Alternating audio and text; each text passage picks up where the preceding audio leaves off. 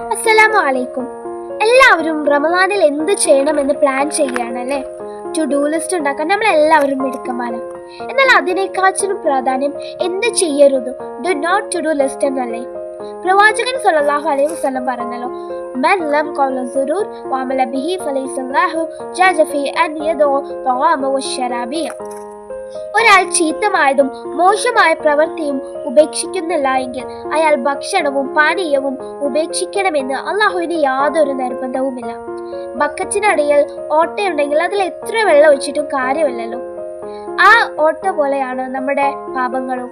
നന്മ നിറയ്ക്കുന്നതിനൊപ്പം തിന്മകൾ ഉപേക്ഷിക്കുന്നതും കൂടിയാണ് തഖ്വ എന്ന് പറഞ്ഞാൽ. ജീവിത ശൈലിയായി മാറിയ ഒരു പാപമെങ്കിലും നമ്മൾ ഈ റമദാനിൽ ഉപേക്ഷിക്കണമെന്ന് ഉറപ്പുവരുത്തുക. റമദാൻ എന്നത് പുതിയ ശീലം വരുത്താനുള്ളത് മാത്രമാണെന്ന് തെറ്റിദ്ധരിക്കരുത്.